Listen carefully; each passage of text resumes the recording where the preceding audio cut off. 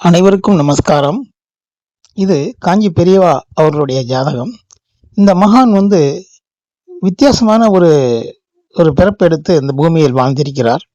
உண்மையான ஒரு மகானாகவும் இவர் வாழ்ந்த வாழ்க்கையில் நெறி அழகான முறையில் ஒழுக்கமும் அன்பும் கருணையும் எல்லோரையும் சமமாக பார்க்கக்கூடிய ஒரு நல்ல எண்ணங்களும் எந்த ஒரு வித்தியாசத்தையும் யாரிடமும் காட்டாமல் எல்லா மதத்தினரிடம் அன்பாக பழகக்கூடிய நல்ல ஒரு பிறப்பாகவும் இந்த பூமியில் அவதரித்தார். இவருடைய ஜாதகம் அருமையான முறையில் இந்த ஞானம் அடைந்த முக்தி அடையக்கூடிய நிலையில் இந்த ஜாதகம் அமைந்திருக்கின்றது. பிருகுநந்தி நாடி முறையில் நாம் பார்க்கும்போது கொஞ்சம் எளிமையாக பலன் எடுத்துக்கொள்ளலாம். அதை நம்ம இப்பொழுது எளிமையான பலனை இப்பொழுது நம்ம பார்ப்போம். முதலில் ஆண் ஜாதகத்திற்கு குருவை எடுத்துக்கொள்ள வேண்டும். அந்த குரு 1, 5, 9, 3, 7, 11, 2, 12 இந்த மாதிரி 8 இடங்களை இந்த 9 கிரகங்களுமே பார்க்கும். அப்படி பார்க்கும்போது இந்த குரு திரிகோணத்தில் தூக்கி வச்சுக்கொள்ளலாம். திரிகோணத்தில் என்னென்ன கிரகங்கள் இருக்கோ அது ஒரே கட்டத்தில் கூட தூக்கி வைத்து அந்த டிகிரிகளை வரிசைப்படுத்தி எந்த கிரகம் எந்த கிரகத்தை தொடப்போகிறது, அது என்ன, அதனால் என்ன மாற்றம் வரப்போகிறது பிருகுநந்தி நாடியில் எளிமையான ஒரு முறை இருக்கின்றது. அப்படி பார்க்கும்போது பாருங்க, முதலில் கிரக சேர்க்கை பிருகுநந்தி நாடியிலும் சரி, பராசரர் முறையிலும் சரி, மற்ற எந்த ஒரு விதிமுறையிலும் சரி, கிரகம் சேர்க்கை ஓரளவுக்கு 90% ஒத்துதான் வரும் எல்லா விதிமுறைகளிலும். அப்படி பார்க்கும்போது சனி கேது ஒரு 11 டிகிரி வித்தியாசத்துல கன்னி ராசியில் இருக்கின்றார்கள். அந்த கன்னி ராசியில் இருக்கக்கூடிய அந்த அமைப்பு, அந்த கூட்டு கிரகத்தின் பலன் என்னவென்றால் அது ஒரு ஞானியின் அமைப்பை கொடுத்துவிடும். இந்த ஜாதகருக்கு ஒரு ஞானியின் அமைப்பும் ஒரு சந்நியாச நிலையிலையும் இந்த கிரகத்துடைய அந்த கூட்டு பலன் நமக்கு கிடைத்துவிடும். அப்ப அது யாருக்கு கிடைக்கும் அப்படின்னா, இந்த திரிகோணத்தில் இருக்கக்கூடிய ஒவ்வொரு கிரகங்களுக்கும் காரகங்களுக்கும் அது கிடைக்கும். முதலில் குரு நம்ம கண்ணில வச்சுன்னா கேதுக்கும் குருவுக்கும் 2 டிகிரி தான் வித்தியாசம். மிகவும் நெருக்கமாக கேது குருவோடு இருப்பதால் ஞானம் அடைவதற்குரிய மிக அற்புதமான அறிகுறி இந்த ஜாதகத்தில் முதலில் இருக்கின்றது. அப்ப இவர் ஒரு மகானாகவும் ஞானியாகவும் இந்த பூமியில் வாழ வேண்டும். குடும்பம் அப்படின்னு பார்க்கும்போது பார்த்தீங்கன்னா, சுக்கிரன் ராகுவுடைய பிடியில் சிக்கி அங்கே கொஞ்சம் தாக்கப்பட்டு இருக்கின்றதனால் சுக்கிரன் என்பது குடும்பம், சுக்கிரன் என்பது வாழ்க்கை சுகம், தாம்பத்தியம் எல்லாமே சுக்கிரன் எடுத்துக்கொள்ளலாம். அது ஒரு ஞானிக்கு இருக்கக்கூடாதுன்னு சொல்லி அந்த விதியின் அமைப்பு கொடுப்பினை ராகுவோட அந்த கிரகண தோஷத்தில் மாட்டி குடும்பம் இல்லாத அளவிற்கு இந்த ஜாதகம் முடிந்து விட்டது. மேலும் பாருங்க, ஆரம்ப கல்வி நம்ம புதன் சூரியனும் புதனும் ஒரே டிகிரியில் இருக்கிறதுனால, அதுவும் சுக்கிர வீட்டில் இருக்கிறதுனால வேதாந்த கல்வி, அதாவது குருகுலம், இந்த மாதிரி வேதங்கள், சாஸ்திரங்கள், இது மாதிரி விஷயங்கள் ஆரம்பத்திலிருந்தே கற்கக்கூடிய ஒரு ஆர்வம் இந்த ஜாதகருக்கு அந்த குடிப்பினை கொடுத்துவிடும். இவர் ஆரம்ப காலத்தில் ஒரு மாற்று மதத்தினர் ஸ்கூலில் பாடசாலையில் கற்று அந்த மாற்று மதத்தினுடைய வேதங்களையும் இவர் படித்திருக்கின்றார் முழுமையாக. அப்போ இவர் எல்லாத்தையுமே ஒரு சம நிலையில் நினைக்கும் போது அவர் தான் அந்த ஞானம் அடைவதற்குரிய முக்கியமான நிலை. முக்தி அடையக்கூடிய சிம்ம லக்கணத்திற்கு 12ஆம் இடம் மோட்சம் இடம். அது அந்த மோட்ச திரிகோணத்துக்குரிய சந்திரன் 13 டிகிரியில அனுசத்தில் கர்மகாரகனாகிய அனுசத்தில் இருந்து குருவை நேரடியாக சப்தம பார்வையில் அவர் பார்க்கின்றார். அதனால் இவருக்கு முழுமையான முக்தியும், மேலும் இது பார்வை குருமேல் உழுவதால் அமைதியான தோற்றம், நல்ல எண்ணம், எல்லோரிடமும் அன்பு செலுத்தக்கூடிய தாய்மை உள்ளம் எல்லாமே இந்த சந்திரனுடைய பார்வையிலும் அவருக்கு கிடைத்திருக்கு. இரண்டாவது பாருங்க, ஒரு கிரகத்திற்கோ காரகத்திற்கு 2, 12 கிரகம் இல்லை என்றால் 7 இருக்க வேண்டும். அப்படி 7ல் ஒரு கிரகம் இருந்தால் அந்த காரகங்கள் முழுமையாக அந்த ஜாதகர் பெற்றிடுவார். இந்த குருவுக்கு 2, 12 கிரகம் இல்லை. ஆனா 7ல் உள்ள சந்திரன் டைரக்டா சூரியனையும் புதனையும் குருவையும் பார்க்கிறார். சந்திரன் என்பது ஒரு தாய்மை உள்ளம் படைத்த ஒரு எண்ணம். மேலும் அது இருக்கிற வீடு காலசக்கரத்துக்கு 8ஆம் இடம். மிகவும் ரகசியமான ஒரு இடம் அந்த இடம். செவ்வாய்ன்னு சொல்லக்கூடிய அந்த காரகத்தை எடுத்துக்கொண்டால் அன்னை சிவகாமி, துர்கா, காளி, காஞ்சி காமாட்சி, மதுரை மீனாட்சி, இந்த மாதிரி பெண் தெய்வங்களை நம்ம அந்த இடத்தில் எடுத்துக்கொள்ளலாம்.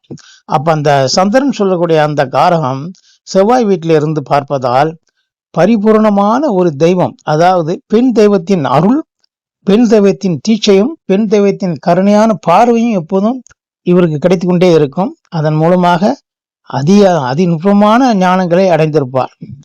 அப்ப இவருடைய தெய்வத்துடைய பார்வையே இவருக்கு நேரடியாக இருக்கின்றது. அப்புறம் இந்த செவ்வாய் பாருங்க, நம்ம பராசரர் முறையில பார்க்கும்போது 4ஆம் பார்வையா குருவை, புதனை, சூரியனை கம்ப்ளீட்டா பார்க்கின்றது. இப்ப செவ்வாய் பாருங்க, அது காலசக்கரத்துக்கு அந்த குருவுக்கு 12க்கும் 7க்கும் உரியவர். அப்ப இந்த 7ன்னு சொல்லக்கூடிய மக்கள் தொடர்பு, அதாவது நட்பு, மக்கள் தொடர்பு, தனக்கு எதிரே உள்ள நபர்கள் எல்லாமே நம்ம 7ஆம் இடம் எடுத்துக்கொள்ளலாம். அது 4ஆம் பார்வையா பார்ப்பதாலும், அது 12க்குரியவராக இருப்பதாலும் ஞானம், அதாவது இதுல என்னன்னா 12 மிக முக்கியமான இடம். அந்த இடத்துல பாத்தீங்கன்னா நிறைய ரகசியங்கள் எடுத்துக்கொள்ளலாம். அதே நேரத்தில் 8ஆம் இடத்திலும் நிறைய ரகசியங்களை நம்ம எடுத்துக்கொள்ளலாம். ஆன்மீக ரகசியங்களும் நிறைய அந்த இடத்தில் புதைஞ்சு கிடக்கின்றது. அப்போ ஆன்மீகத்தில் உள்ள மிகப்பெரிய நுட்பமான விஷயங்களை தன்னிடம், தனக்கு பிரபஞ்சத்திலிருந்து பெற்று மக்களுக்கு சொல்லக்கூடிய உபதேசங்கள் மிகவும் அருமையாக இருக்கும். எல்லாத்துக்கும் பொருந்துகிற மாதிரி தான் அது இருக்கும். அப்படி ஒரு விஷயத்தை இந்த செவ்வாய் பராசர முறையோட 4ஆம் பார்வையில் கொடுத்து விடுவார். பாருங்க, அடுத்தால என்ன செய்யணும் அப்படின்னா, இந்த சனி கேது ராகு கேதுடைய 15 டிகிரிக்கு பக்கத்தில் 22 டிகிரி, 7 டிகிரி வித்தியாசத்தில் ராகு கேதுடைய தொடர்பில் இருப்பதால் இந்த சுக்கிரன் தன்னுடைய நிலைமையை இழந்து விட்டது. சுக்கிரன் என்ன செய்வார் காரகம் அப்படி என்றால், உலக சுகபோகங்கள், அருமையான வாழ்க்கை, நல்ல சுகமான வாழ்க்கை, ஏசி, காரு, பங்களா, அது மாதிரி படுக்கை சுகம், அதே மாதிரி பார்த்தீங்கன்னா தாம்பத்திய சுகம், எல்லாமே இந்த சுக்கிரன் தான் கம்ப்ளீட்டாகவே நமக்கு தரக்கூடியவர். அப்போ ஒரு ஞானிக்கு இது தேவைப்படாது. அதனால் அவருடைய விதியின் பலன் எப்படி ஆயிட்டுன்னா, ராகு கேதுக்குள் அந்த கிரகம் தோஷத்தில் மாட்டி அந்த சுக்கிரன் தன் நிலையை இழந்து அந்த வாழ்க்கையிலிருந்து இவர் விடுபட்டு ஞான வாழ்க்கையில் ஈடுபட்டார். அப்புறம் சூரியன், புதன், இந்த புதன் சொல்லக்கூடிய ஞானம், கல்வி, இது எப்படின்னா, சூரியன் வேத சாஸ்திரம். சூரியன் வேத சாஸ்திரமாக சம்பந்தப்பட்டு ஒரே டிகிரியில் 6 டிகிரியில் இருப்பதால் வேதாந்த வேத சாஸ்திரங்களை இவர் கற்றுக்கொள்வதில் மிகவும் ஆர்வம் இருந்தது. இந்த புதனும் சூரியனும் 6 டிகிரி ஒரே டிகிரியில் இருப்பதால் சூரியன் வேத சாஸ்திரங்கள், அப்போ முழுமையாக வேதங்களுடைய சாஸ்திரங்கள் எல்லாமே இவர் கற்றுணர்ந்தார். அது ரொம்ப அருமையான ஒரு விஷயம். இன்னொரு கேள்வி நீங்க கேட்கலாம். இவர் பிறந்த நேரத்தில் 2 மணி நேரத்தில் அதே ஊரில் கூட நிறைய குழந்தைகள் பிறந்திருக்கலாம். அப்போ அந்த குழந்தை எப்படி இதே மாதிரி தான் அந்த குழந்தை வந்திருக்கணும் அப்படின்னா, அப்படி ஒரு சந்தேகம் உங்களுக்கு ஏற்படலாம். நிச்சயமாக அந்த 2 மணி நேரத்தில் நிறைய குழந்தைகள்லாம் அந்த ஊர்லேயோ, கொஞ்சம் பக்கத்து ஊர்லேயோ, இல்லை அந்த ஸ்டேட்டுக்குள்ளேயும், அந்த மாநிலத்துக்குள்ளேயும் பிறந்திருக்கலாம். ஆனால் இதில் என்ன எப்படி சூட்சமத்தை நம்ம எடுக்கணும்னா, இந்த ஜாதகத்தை பார்க்கும்போது, இவர் பெற்றெடுத்த தாய் தந்தையுடைய ஜாதகத்தை பொருத்தி பார்க்கும்போது, இவருக்கு கிடைக்க வேண்டும் ஞான குழந்தை அப்படின்னு தாய் தந்தையரிடமும் இருக்க வேண்டும். அப்படி வலுவா இருந்தபோது இவர் ஞானி ஆயிடுவார். இன்னொரு தாய் தந்தையருக்கு பிறந்த இதே டயத்தில், இதே அம்சத்தில் உள்ள ஜாதகத்தில் பிறந்த குழந்தைக்கு அந்த தாய் தந்தையருடைய ஜாதகத்துல இவர் நல்ல பையனா வாழ்வார், இவர் 4 பேருக்கு உதவி செய்வார், இவர் கடவுளை நம்புவார், வேதங்களை நம்புவார் அப்படின்ட்டு இருக்கும்போது, இந்த நிலைக்கு வராட்டலும் அவர் அந்த மாதிரி ஒரு சாதாரண ஒரு பக்தியோடவும் ஒரு நல்ல மனசராகவும் அந்த காரகங்கள் கொஞ்சம் வேலை செய்யும். இதை எப்படி நம்ம பிரித்து வித்தியாசப்படுத்த வேண்டும் என்றால், அந்த தாய் தந்தையர்களுடைய ஜாதகத்தை நம்ம பார்க்கும்போது இதோடைய வித்தியாசங்கள் நமக்கு தெரிஞ்சிடும். அதான் நிறைய பேர் சொல்லுவாங்க, பாராசரர் முறையிலையும் பாரம்பரிய முறையிலையும் நீங்கள் ஒரு ஜாதகத்தை பிரித்து பார்க்க முடியாது, ஒரு தனிநபர் ஜாதகம் அதில் எடுக்க முடியாதுன்னு சொல்லி மற்ற விதிமுறைகளில் சொல்லக்கூடிய தலைவர்கள் சொல்லுவார்கள்.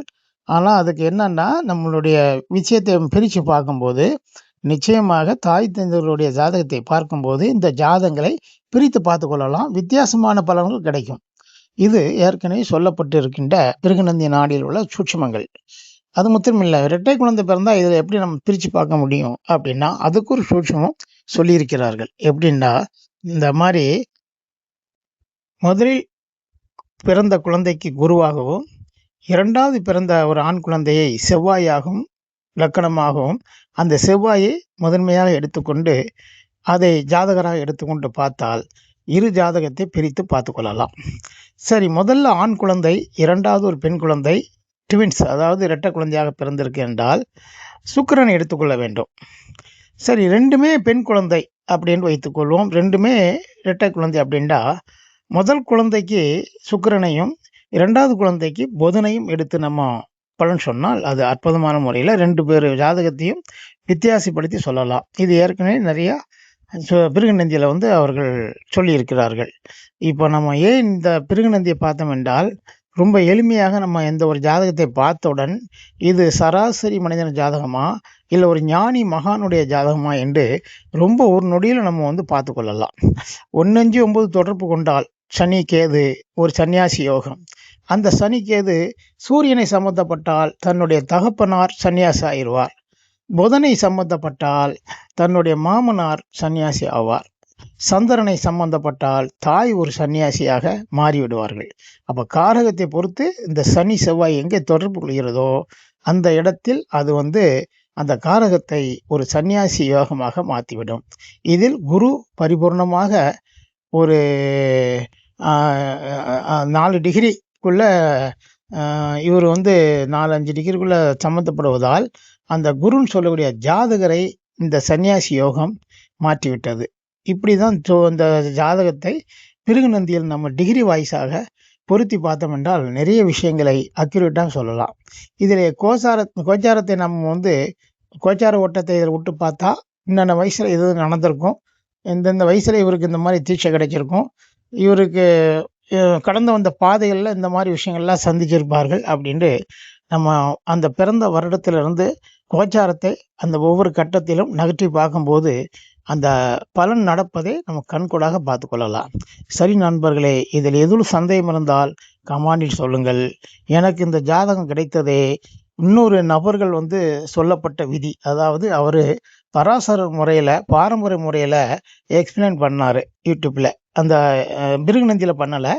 அதில் நிறையா விதிமுறைகளெல்லாம் உள்ள போற்றி நிறையா பாதகாதிபதி வாதகாதிபதி அந்த மாதிரி சட்பலன், அது மாதிரி ஸ்தான பலன், நைசரிக பலன் எல்லாமே அதில் கலந்து ரொம்ப நேரம் ஓடுதிட்டிய இந்த வீடியோ இந்த இவருக்கு அதில் எல்லாமே பார்த்தேன். இப்போ அதிலிருந்து கிடைக்கப்பட்ட அந்த குறிப்பு தான், பிறந்த குறிப்பு தான் நான் பிருகுநந்தியில் சொல்லலாம் அப்படின்ற ஒரு சின்ன ஒரு குறிப்பை இதில் சொல்லியிருக்கிறேன். அதில் எதுவும் சந்தேகம் இருந்தாலோ உங்களுக்கு டவுட்ஸ் இருந்தாலும் நீங்கள் கமெண்டில் சொல்லுங்கள். என்னால் முடிந்த அளவுக்கு நான் அதை உங்களுக்கு விரிவாக்கம் செய்கிறேன். சரி நண்பர்களே, நன்றி, வணக்கம்.